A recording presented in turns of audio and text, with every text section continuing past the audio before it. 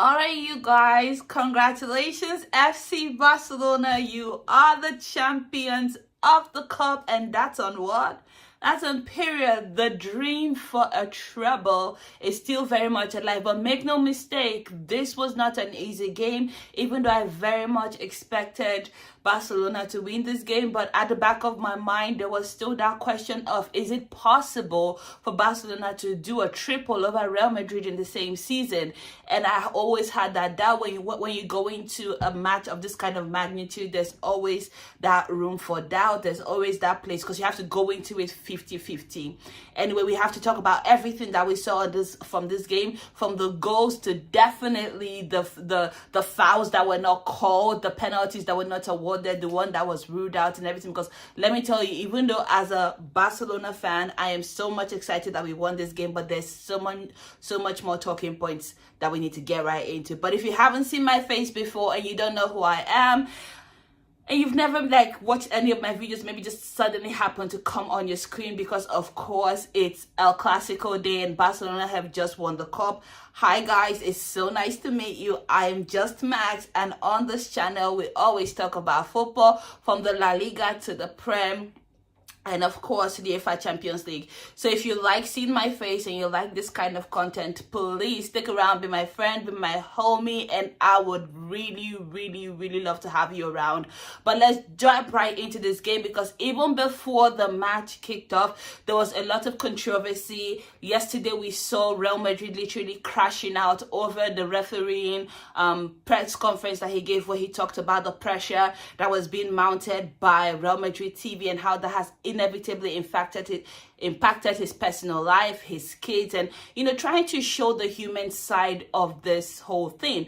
And honestly, from a human perspective, I was very confused when I saw all the kind of conversations that were happening on social media, talking about the referees are not allowed to talk about this kind of stuff. But we have to remember at the end of the day that these referees are human beings.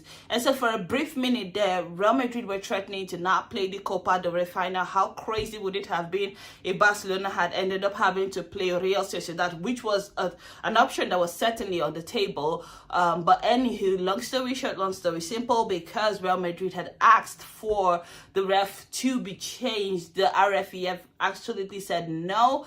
They did not do their press conference, neither did they do the open training that's usually customary ahead of a final. So we always knew that the officiating of this match was always going to be something that we would have to put under a magnifying glass, because either which way, somebody's always going to have something to say. Now, I have to be honest with you and say that I did not really like the officiating of this match, but I'm going to leave that for now and go straight into what we saw in this match, because there is a lot to talk about, especially from the perspective of FC Barcelona, especially from the perspective of the teams, the way it was set up. So let's just dive into the starting lineup, because so many things have to be discussed here.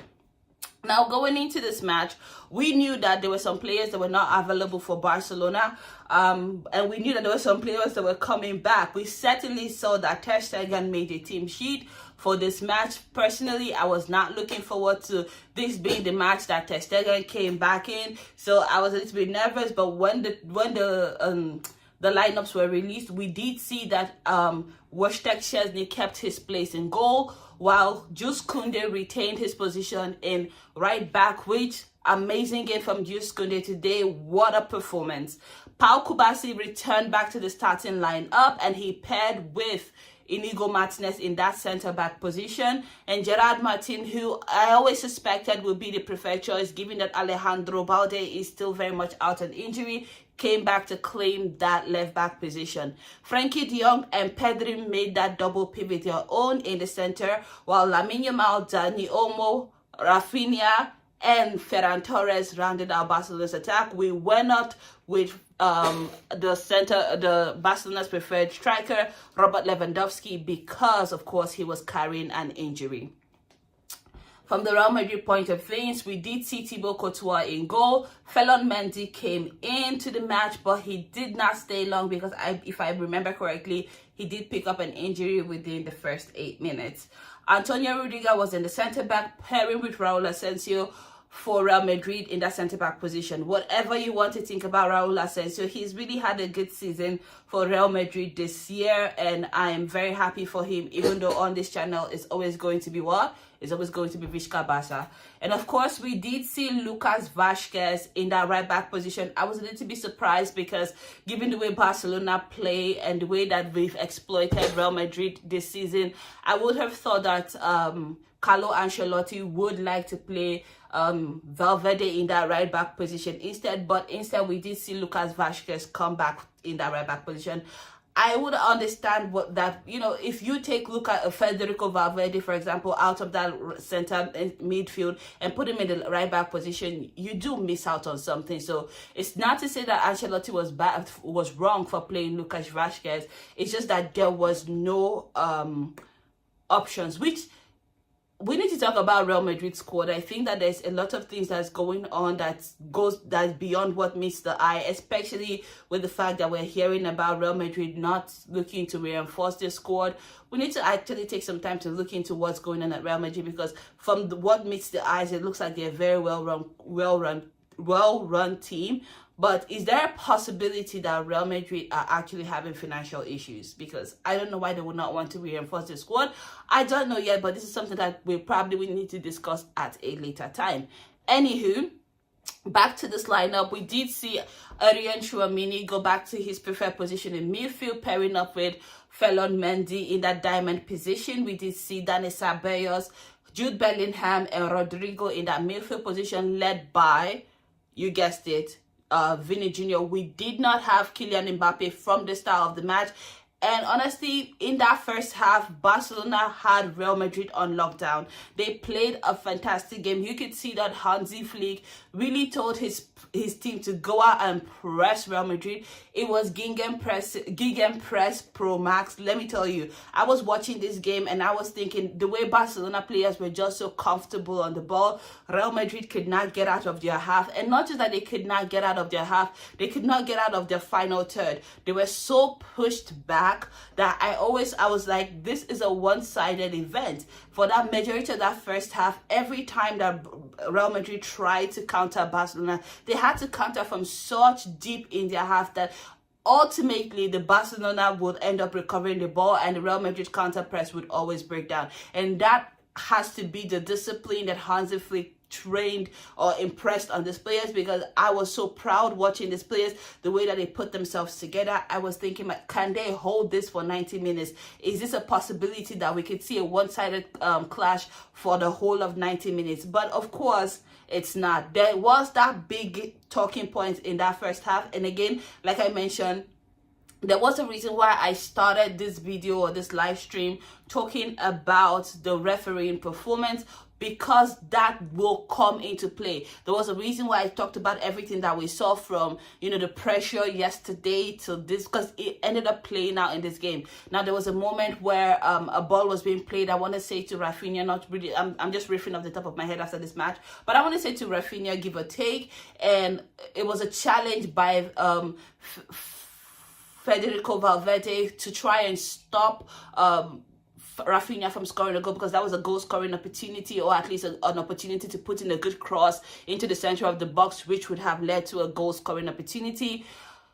Federico Valverde appeared to have stopped the ball with his hand, and that would be, for me, that would be the beginning of a theme that we will see in this match. Not only did the referee did not call that, the VAR never even reviewed it. And again, if you watch my last videos, I've always talked about the fact that the place of VAR is so very unclear in a team. It's so very unclear in this matches, because there was a game, I want to say in the Champions League, where the VAR stopped a match like 11 seconds later, like pulled it back because of a foul. A goal was removed, script of, I want to say, I think I'm remembering it correctly. And then there was a situation in La Liga where Barcelona were playing Atletico Madrid, and you know, the what's his name?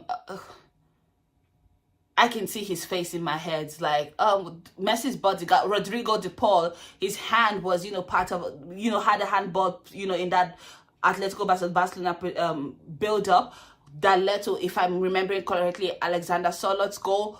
but the VAR did not call it back because I think at the time it was determined to have gone too far ahead or too far back in the play. It did not matter. So in this game, again, we started to see a familiar pattern of the VAR just not getting involved at all. I thought that that would have been a very good opportunity to look at the ball, to look at Federico Valverde. Yes, he was sleeping. Yes, he was falling. Maybe we could argue that that was his support hand and maybe he just happened to graze the ball. But I felt that if the VAR had stopped the match to actually look at it very well, we would have been able to determine very carefully if this was a situation of a hand being planted, or if it was a situation of a handball. We did not get that, and that would be the beginning of many of the things that we see in this match. Now, I want to take my time and talk about this thing because I think that La Liga and Real Madrid have handled this very poorly this season, and this is the place of Real Madrid TV in pressuring referees. Now, because we did see the impact of that in today's finals, we do have to talk about it.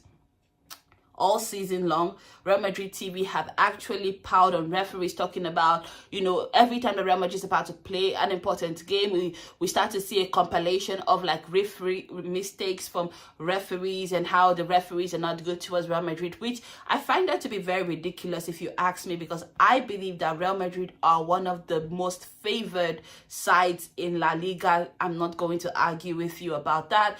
It is what it is. This is my belief. You might hold a different opinion. Fine, no problem. However, and I don't think that referees should be immune from the impact of their decision. I do think that it is fair for referees to be held accountable, but I don't think that the way that Real Madrid TV has gone about it this season is right, especially in the build-up to an important game. They've done this time and time again. It's actually have impact on the way a referee ends up refereeing, because there's a lot of scrutiny on the ref.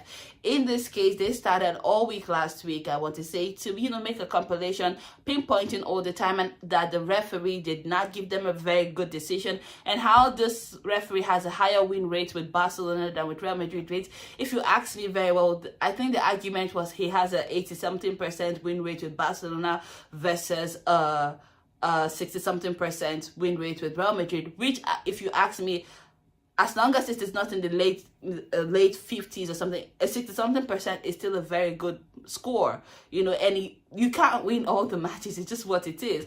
And we have to also understand that the pressure that we end up putting on these people, it then translates. I know that on here, I've had to have conversations with a lot of people who do not agree with me about whether or not I support Barcelona or Barcelona as a club. I've had to respond to like spirited fans. Of course, I take it in good humor, but of course, I receive those kinds of comments, so I know that it's not funny. So imagine if this can be happening just on social media. Like, imagine when people have the ability to reach out to the people that are involved. So when a situation happens when bullying is involved, I don't support it at all. I do not. And I'm not saying that referees should not be held accountable. Absolutely, I think that they should. In fact, I feel like after a game, a referee should come out and explain and, face the music of the kind of things that they called, so that we can really get a sense of explanation. That is my point of view. However, I think that the way that Real Madrid TV have gone ahead to handle the situation this season has not been fair, and it has not been good, not just on the referee, but on the people that are also going to play as well. Now, I say all of that to say that Real Madrid might say, oh, this is Real Madrid TV. It is a separate entity. It has nothing to do with us. It is different from us.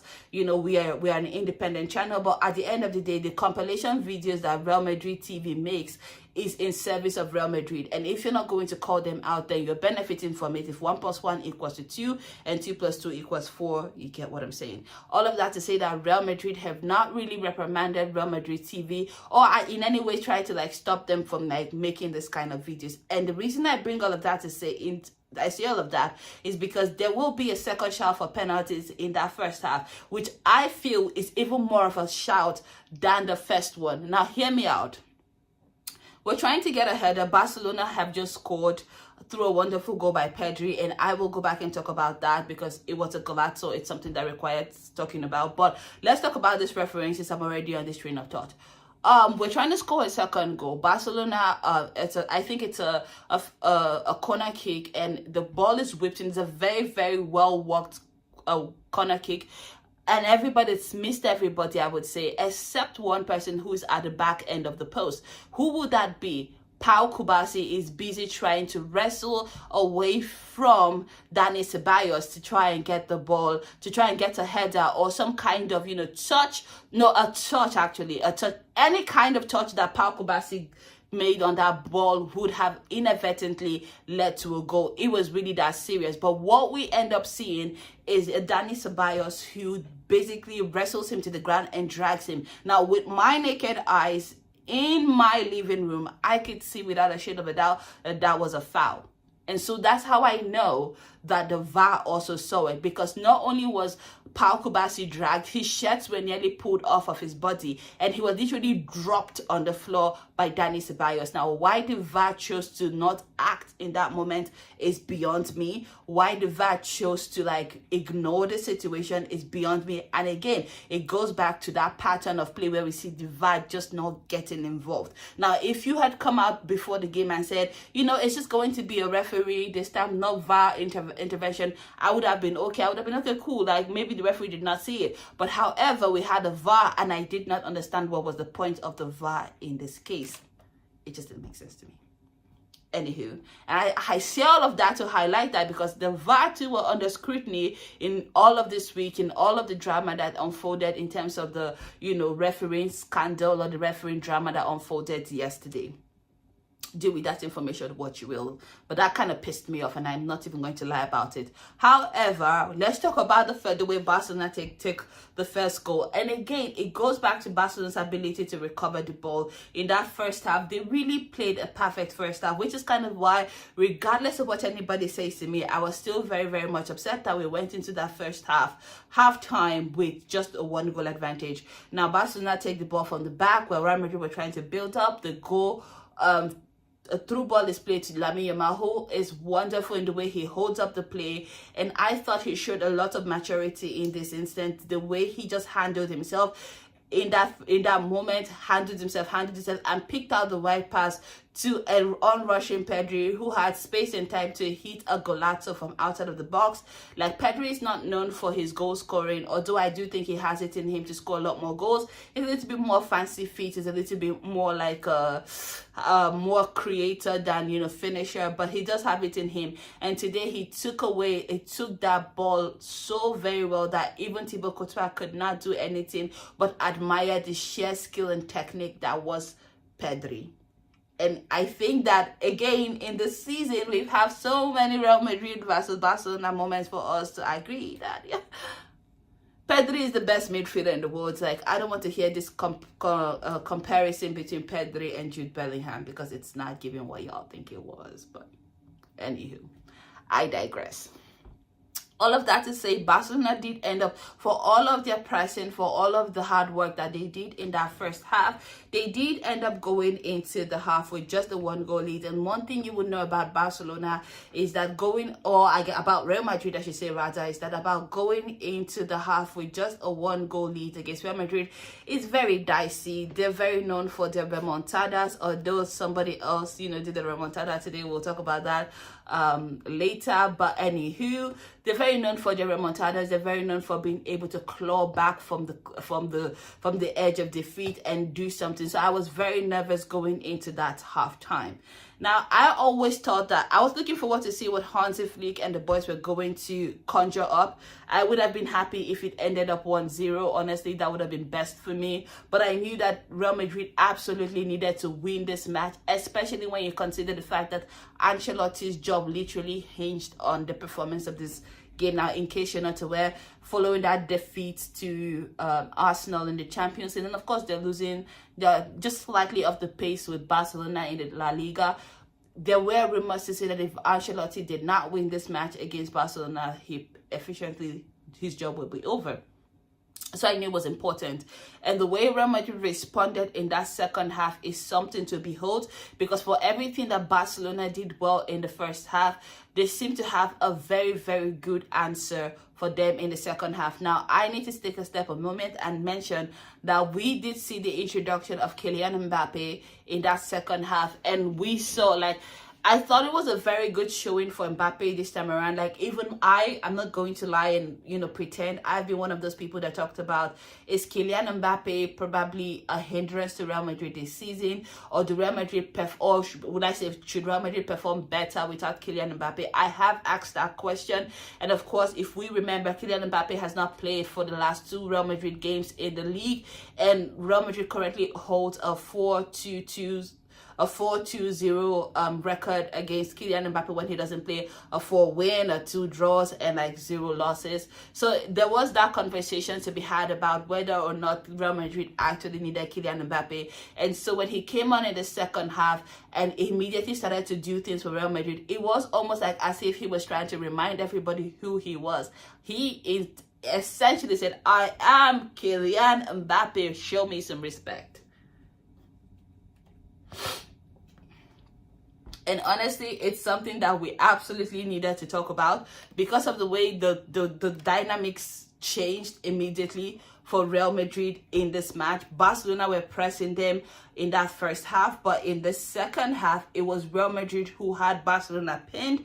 I was so nervous watching this. I knew that it was only a matter of time before Real Madrid were able to get something together. We did see the introduction of Arda Güler. We also saw the introduction of the great maestro himself, Modric, whom, regardless of the fact that he's about to turn 40, he's still a very, very intelligent player and a very, very useful player to have in your defense, or sorry, in your midfield. So he was a very, very good player for Real Madrid today. We also saw that Jude Bellingham was also at the heart of everything good that was happening for Real Madrid today, in that he was a workhorse, he was running hard, he was recovering some balls. Barcelona dropped their level in that second half, in my opinion. It's back Real Madrid into the match through a very well worked move. I was absolutely disgusted when I watched it, but I also could not help but give. It was a very well worked free kick. I also had to doubt it was a free kick, and I was disgusted that it happened against my team, especially because it brought them 1-1 level on Barcelona, and you could see that there was an atmosphere change. And I thought that was a very good time for Hansi Flick to make a change for Barcelona. I really did think that. I really thought that maybe we needed to do something different, just so that we can hold on. It was starting to look as if Pau Kubasi, in my opinion, was struggling against the much bigger Real Madrid players. And this is not to knock on Pau Kubasi at all. Being a centre-back at 17, 18, being one of the best centre-backs in the world is still a very, very big deal.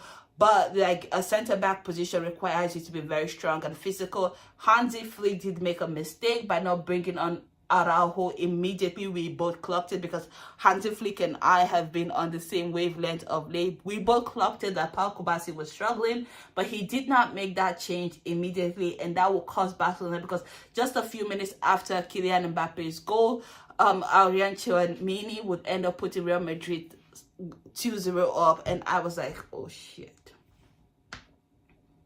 I was so disgusted because, again, that came through a header. Barcelona were not defending the crosses very well, and it was, you know, and in that moment, I could say to you, like, I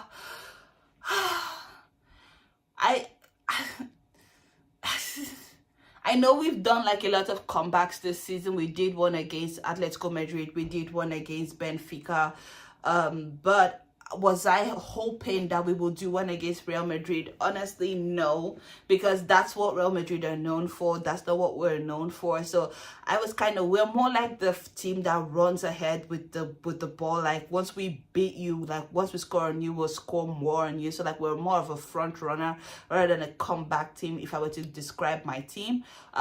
So I was like, I was very discombobulated, if I should say so myself, especially when that goal, and you could see that Real Madrid were building in their confidence, they were building in their momentum.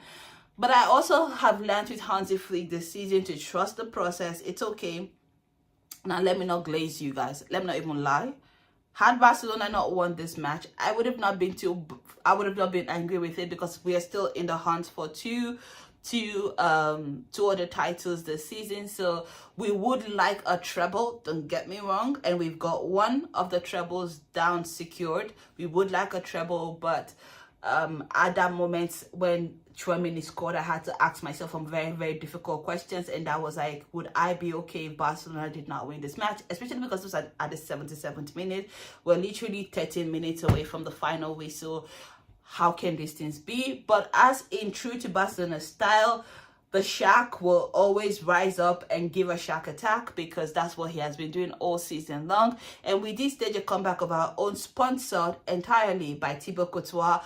As always, Vishka Barca, but on today's occasion, I have to say thank you, my man Thibaut. You really did us a big one in this game, because I have never seen Thibaut Courtois make that kind of bad decision in a game ever. He's always been one of the most solid goalkeepers in and around Europe. He's always been one of those guys that you could, just trust that they had it all together. So in that moment when he decided to essentially pull a Szczesny, I was kind of confused. I was not really sure what that was all about. If you're not understanding what I'm saying, or maybe you haven't seen the highlights, it's just a situation where Ferran Torres is being played on.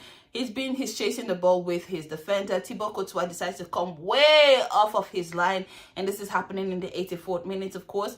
He comes way off of his line to like try, and I don't know what he wanted to do, but it's just a simple move by Ferran Torres to like put the ball over the keeper, and then all he did was in one failed move, he took out the goalkeeper and the defender, and he just had an empty net to target to, and just like that, we rose from the ashes of defeat, and Barcelona were back in the hunt for this title, and I could not believe my eyes. So today, I want to say a very big thank you to Thibaut Courtois for that shambolic goalkeeping display. That's something that I would expect from Szczesny. He did that against Benfica. It was actually quite reminiscent of that move by when Szczesny ran out of the Barcelona goalkeeping area to, I'm not, again, if you ask me what he was thinking then, I wouldn't be able to explain it to you. But like, he did run out of the Barcelona goalkeeping area, essentially taking out Alejandro Balde in that first clash contest between Barcelona and Benfica, and that's how Barcelona kind of went a few goals down with Benfica. So that kind of reminded me of that situation. That's what Thibaut Courtois did today. The only difference is he just sponsored Barcelona's comeback, and I was like, yeah, you did well. Thank you so much, sir. That's good. But anyway, we had another situation where we would end up asking questions about what the VAR was doing in Barcelona's game against Real Madrid today, because again, they were non-existent in my opinion, because once Barcelona were able to come back 2-2, they were now in the hunt for pushing that finding that third goal to essentially seal it. In my opinion, I would have liked Barcelona to not play an extra time, because Barcelona do have that game against Inter Milan in the Champions League, which is high stakes.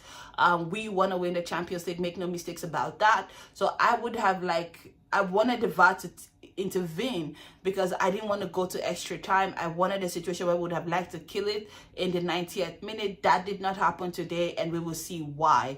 In that, Barcelona had another situation where we had to talk about Antonio Rudiger, and this is something that he's been getting away with this season, in my opinion. Little fouls here and there in the box that somehow the referees have been, in my opinion, turning a blind eye to, or maybe he's just that skilled at knowing when to like do it in a way that they would not notice, because I would argue that the foul on Ferran Torres is the same exact foul against Dani Olmo in the game last week that gave Barcelona a last-minute penalty that allowed them to win that game.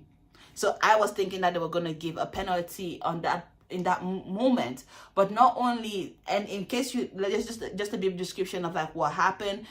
Ferran Torres is in the box, faced off with Antonio Rudiger.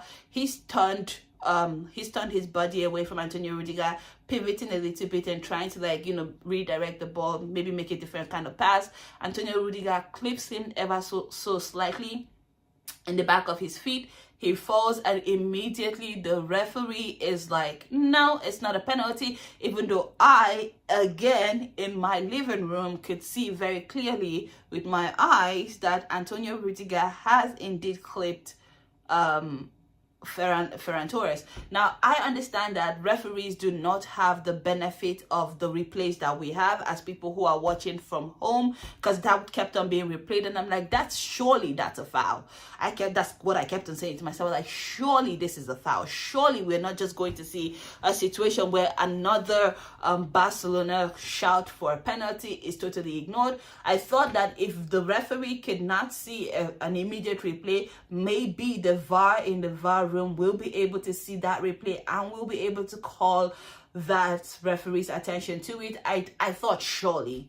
So you can understand my dismay again when the referee in the VAR room was still in Cancun on a hiatus. And I'm like, what exactly are you doing in this match? Because for the whole 90th minute, the referees in the VAR did absolutely nothing. They were not involved, and there were plenty of opportunities for them to be involved. It got me to the point where I started to wonder, is it that they were told to not get involved? Is it that they were given strict instruction to absolutely leave it alone? Because I don't understand. I've never watched a game in at least a modern football game, because there was a time when we did not have VAR. Yeah, I remember those days. But anyway, I've never watched a modern football game since the introduction of VAR where we did not have a situation where, when one of these shouts are being made, at least, we get the VAR has reviewed it and they say nothing. Like today we didn't get any of that. Like it was not even that they reviewed. It was like no. I was very confused. Honestly, I'm very perplexed by the performance of the VAR in today's game, because I did not understand what that was all about at all. And that brings me to the situation with Rafinha in the 96th minute, because again, a situation between Raul Asensio and Rafinha, where Raul Asensio ever so skillfully places, elongates his leg. Rafinha was expecting the contact, but he then goes over like it was a dive. But it was a very good dive. I don't hate it. Like I seen the likes of Suarez do that in the past. Get yourself into a very good position, your team in a very good position to win a penalty. Like I don't hate on it, but suddenly the VAR that we have seen be non-existent for the whole of the 95 minutes was suddenly active, because the referee gives a penalty to award a penalty for Barcelona, which would have immediately killed the game. In that instant, Barcelona were going to score and win it, and it would have allowed the boys to be able to go home and get rested for the game against Inter Milan. So I was like, yeah, cool, let's bet. 5,000 years later, Barcelona ended up getting a penalty. Like, this is probably the 5th penalty shot, but like, hey, better late than never, right? But suddenly we're hearing that the VAR is reviewing it. We're hearing that, the referee should come to the mirror, to the monitor to try and see. And suddenly it's no longer a penalty for Barcelona. It's now more of a yellow card for Rafinha for diving. And I was like, oh, so you want to tell me that it's possible for you guys to review things since, and all the time, you've not reviewed not one thing in this entire game. You've not called the referee back, to try and see things that he missed. Like, don't get me wrong. The VAR was right in that instant. It was a dive. I get it. But if you've chosen to be, out of the way for 95 minutes, why suddenly decide to insert yourself? Why? Do you understand? Like, I was very upset in that moment. I felt like it was just unfair. Especially with all of the things that we've seen in the moment up until that moment. Like, I felt like Barcelona were being like hard done by. They could have a lot of reason to shout about like the referee, and I felt like Real Madrid spent the entire week talking about how this referee was not good to them. Meanwhile, it was Barcelona who was on the receiving end of calls that were suspicious. Anywho, all of that to say, this ended up being a case where we went to extra time, which I did not like one bit. Again, I wonder what Hansi Flick and the Barcelona team are going to be able to do to prepare the boys for the match against Inter Milan on Wednesday, because again, Inter Milan are a very physical team. They're a team that knows how to defend and defend well. They're Italians, for goodness sake. Yes, Inter Milan did end up losing their own Copa match, so they're no longer in the hunt for a treble, but at the same time, a Champions League is a very prestigious thing we haven't been in a semi-final position in a very long time. So I was very dismayed that we're having to play an extra time, and I don't even want to think about what this extra 30 minutes that we've had to play today would do to our preparations for Wednesday.